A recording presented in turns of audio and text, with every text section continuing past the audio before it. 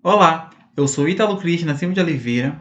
Apresentarei o trabalho intitulado Biomarcadores no Diagnóstico Ecotoxicológico de Nascentes em Área de Proteção Ambiental Maranhense, orientado pela professora doutora Débora Martins Silva Santos. As nascentes são elementos essenciais nos sistemas hídricos, mas, apesar disso e de serem protegidas pelas leis, estão sujeitas a impactos ambientais. Como exemplo, as nascentes da bacia do rio Bacanga, que ficam localizadas na área de proteção ambiental do Maracanã.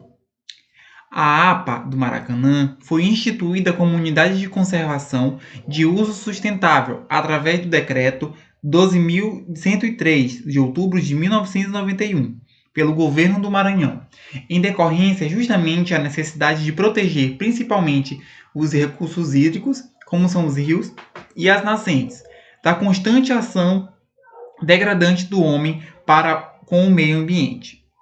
Essas unidades de conservação, com área total de 1.831 hectares, têm sido sujeita a pressões antrópicas, devido ao crescimento urbano desordenado, como é evidenciado na imagem, aonde a área verde representa a vegetação da área de proteção ambiental conservada, e em rosa as construções urbanas causadas pelas pressões antrópicas.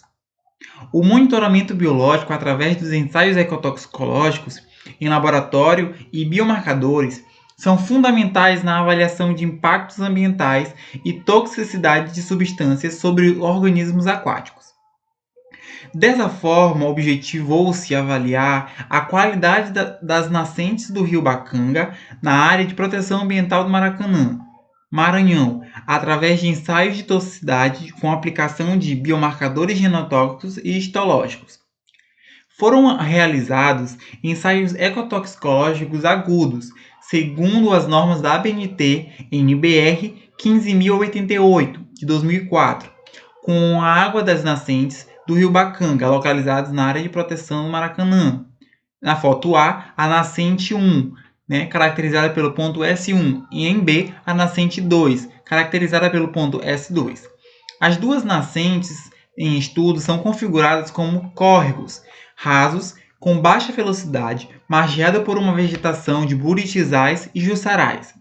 As coletas da água das duas nascentes foram realizadas no período chuvoso e no período seco, nos meses de fevereiro e junho de 2016, respectivamente, mediante a licença da Secretaria de Estado do Meio Ambiente e Recursos Naturais, a SEMA. As amostras da água superficial foram obtidas a 5 metros de distância nas nascentes, mergulhando-se um recipiente de plástico cerca de 20 centímetros abaixo da superfície, sentido contrário ao da corrente. Os procedimentos com os peixes da espécie Dani Herrion, popularmente conhecido como paulistinhas, foram aprovados pela Comissão de Ética e Experimentação Animal da Universidade Estadual do Maranhão. E no laboratório, na construção dos ensaios ecotoxicológicos, 72 peixes juvenis de Dani Herrion foram aclimatados em aquários com capacidade para 50 litros, sob aeração constante, pH de 7,0, temperatura variando entre 24 e 26 graus Celsius e fotoperíodo de 16 horas de luz, seguindo as normas da ABNT de 2004. Após a aclimatação dos ensaios que foram iniciados, os ensaios agudos tiveram duração de 48 horas, sem renovação da amostra, caracterizando o ensaio estático. Foram monitorados os valores do oxigênio dissolvido, não inferior a 5,0 mg por litro, o pH na faixa de 5 a 7, a temperatura da água acima de 23 graus Celsius, para a validação do experimento. E ao final dos ensaios, a água foi classificada como tóxica ou atóxica para os organismos expostos, caso a taxa de mortalidade for superior a 10%. Após o término dos ensaios, aplicou o teste de micronúcleo. O teste do micronúcleo em peixe tem sido utilizado como metodologia para a avaliação da contaminação e dos efeitos genotóxicos de poluentes em ecossistemas aquáticos, sendo o ensaio citogenético. com o objetivo de avaliar o potencial que as substâncias têm de causar danos cromossômicos estruturais em células durante o estágio de divisão.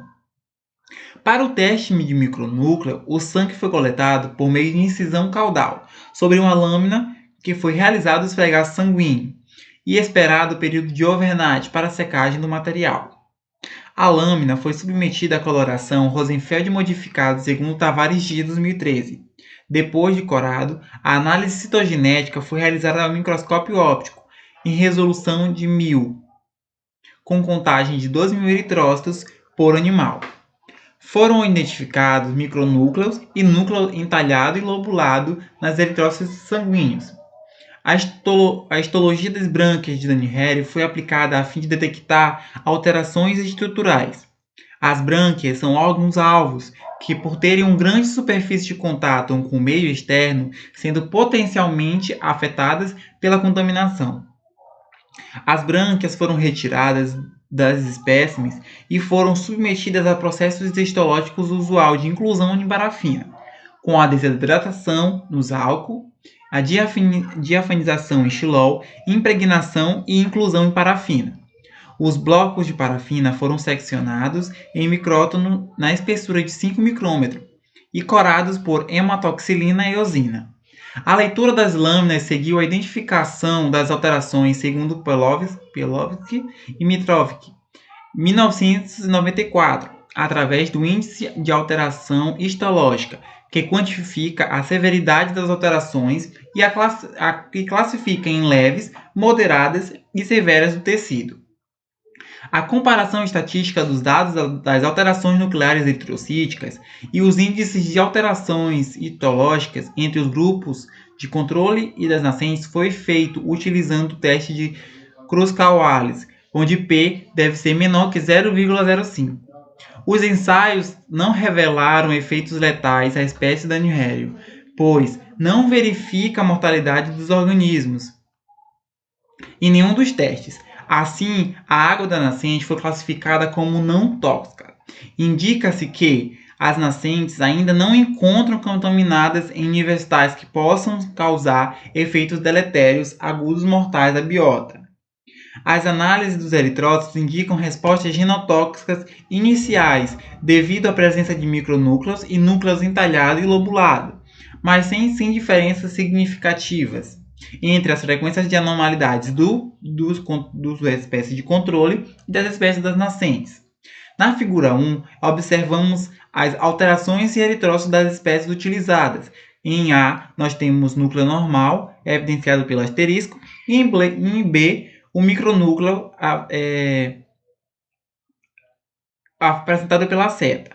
E em B, nós temos eritrócitos com núcleo entalhado, a seta preta, e lobulado, a seta branca. As anormalidades nos eritrócitos dos peixes podem causar prejuízos no processo de transporte de gases, uma vez que os eritrócitos, por meio da hemoglobina, fazem parte do transporte de oxigênio e gás carbônico e efeitos deletérios na integridade do material genético, já que o núcleo abriga esse material e a segregação cromossômica, que pode significar a quebra do material genético. Os peixes possuem baixa taxa de mitoses, assim pode ser uma das razões as baixas frequências de micronúcleo em nosso estudo. Sugere-se que as contagens de micronúcleo podem ser mais elevadas se a exposição ocorrer por um período mais longo. Os peixes apresentaram também as alterações branquiais leves e moderadas, indicando o comprometimento primário da estrutura morfológica, uma vez que as brânquias são o principal sítio de trocas gasosas, além de estar envolvidas em processos como osmorregulação e equilíbrio ácido-básico, gustação e excreção de nitrogenados, mas sem diferenças significativas entre o IH do controle e das nascentes. Na foto 2, observamos a fotomicrografia das brânquias de Daniel-Harry. Em A, o filamento branquial normal, e em B, hiperplasia, hipertrofia lamelar, onde tem a seta, e aneurisma lamelar, onde tem um asterisco. Os resultados obtidos mostraram alterações branquiais de leves a moderadas, mesmo com um tempo curto de exposição, indicando a exposição mais prolongada às águas das nascentes da Bacanga poderiam demonstrar lesões mais severas. E apesar das nascentes serem consideradas fontes de água pura, os biomarcadores de contaminação encontrados podem advir de poluentes e contaminantes de resultantes de atividades antrópicas de degradação do meio em que estão inseridas as nascentes da bacia do rio Bacanga. Dessa forma, a água das nascentes não apresenta os efeitos letais agudos genotóxicos e histológicos significativos, mas, apesar dos organismos não terem sobrevivência em curto prazo comprometida pela exposição da água das nascentes, ou seja, isso não impossibilita que, em uma exposição a longo prazo, a sanidade desses organismos seja danificada. E, por fim, recomenda-se a realização dos ensaios crônicos e integração de diferentes tipos de biomarcadores para avaliação da qualidade da água das nascentes da área de proteção ambiental do Maracanã. Obrigado.